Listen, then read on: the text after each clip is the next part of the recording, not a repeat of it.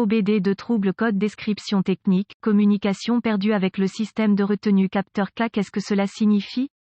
Il s'agit d'un code générique de diagnostic du système de communication qui s'applique à la plupart des marques et modèles de véhicules OBDII. Ce code signifie que le capteur du système de retenue K, RSSK, et les autres modules de commande du véhicule ne communiquent pas entre eux. Le circuit le plus souvent utilisé pour communiquer avec est connu sous le nom de communication de bus de réseau de zone de contrôleur, ou simplement, bus CAN. Sans ce bus CAN, les modules de commande ne peuvent pas échanger d'informations et votre outil d'analyse peut ne pas être en mesure d'obtenir des informations du véhicule. Selon le circuit concerné, le capteur du système de retenue K est généralement situé derrière le tableau de bord, généralement au centre du véhicule. Il reçoit des entrées d'une variété de capteurs, certains câblés directement sur celui-ci, la plupart sont envoyés via le système de communication par bus. Les entrées de capteurs les plus importantes sont les capteurs de collision ou d'impact. Ces entrées permettent au module de déterminer quand un impact s'est produit ou si le véhicule ralentit rapidement. La différence entre cela est que le RCM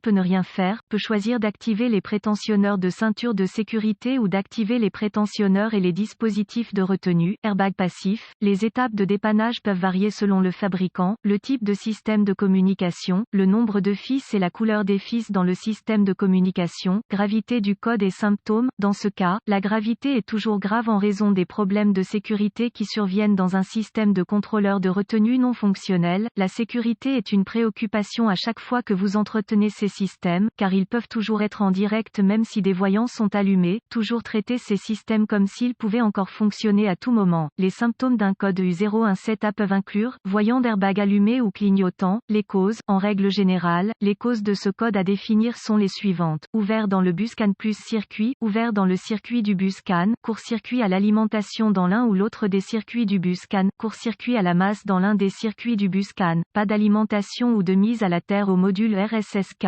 rarement, module de commande défectueux, procédure de diagnostic et de réparation. Un bon point de départ est toujours de vérifier les bulletins de service technique, BST, pour votre véhicule particulier. Votre problème peut être un problème connu avec un correctif connu publié par le fabricant et peut vous faire économiser du temps et de l'argent lors du diagnostic. Tout d'abord, notez s'il existe d'autres codes d'erreur de diagnostic, si l'un d'eux est lié à la communication par bus ou à la batterie, allumage, diagnostiquez-le d'abord. Un diagnostic erroné est connu pour se produire si vous diagnostiquez le code U017A avant que l'un des codes de base n'ait été soigneusement diagnostiqué et rejeté. Si votre outil d'analyse peut accéder au code d'erreur et que le seul que vous obtenez à partir d'autres modules est le U017A, essayez d'accéder au capteur K du système de retenue, RSSK. Si vous pouvez accéder au code à partir du RSSK, alors le code U017A est soit intermittent soit un code mémoire. En cas d'impossibilité d'accéder au RSSK, le code U017A que les autres modules définissent est actif et le problème est là maintenant. La défaillance la plus courante est un défaut de circuit qui provoque une perte d'alimentation ou de mise à la terre du capteur K du système de retenue. Vérifiez tous les fusibles qui alimentent le module RSSK de ce véhicule. Vérifiez tous les motifs du RSSK.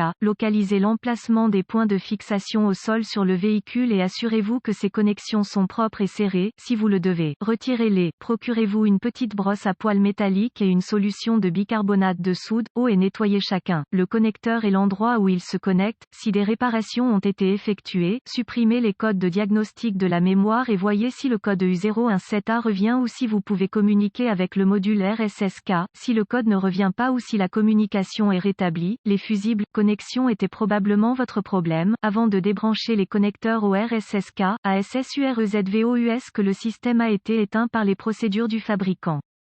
Sinon, des dommages possibles au véhicule ou aux dommages physiques sont possibles en raison d'un déploiement inattendu de l'airbag. Également, ASSUREZVOUS que les airbags sont débranchés pendant les essais suivants comme mesure de sécurité finale. Si le code revient, localisez les connexions de communication du bus CAN sur votre véhicule, surtout le connecteur RSSK, qui est généralement situé derrière le tableau de bord. Débranchez le câble négatif de la batterie avant de débrancher le connecteur du module RSSK. Une fois localisé, inspectez visuellement les connecteurs et le câblage, recherchez les éraflures, les frottements, les fils dénudés, les brûlures ou le plastique fondu. Séparez les connecteurs et inspectez soigneusement les bornes, les parties métalliques, à l'intérieur des connecteurs. Voyez s'ils ont l'air brûlés ou ont une teinte verte indiquant la corrosion. Utilisez un nettoyant pour contacts électriques et une brosse à poils en plastique si le nettoyage des bornes est nécessaire. Laissez sécher et appliquez de la graisse électrique là où les bornes entrent en contact, avant de reconnecter les connecteurs au RSSK. Effectuez ces quelques vérifications de tension. Vous devrez avoir accès à un voltomètre numérique DVOM. Vérifiez que vous disposez d'une alimentation et d'une mise à la terre au RSSK. Accédez à un schéma de câblage et déterminez où les principales puissances et les terres entrent dans le RSSK. Rebranchez la batterie avant de continuer. Le RSSK étant toujours déconnecté, connectez le fil rouge de votre voltmètre à chaque alimentation B+,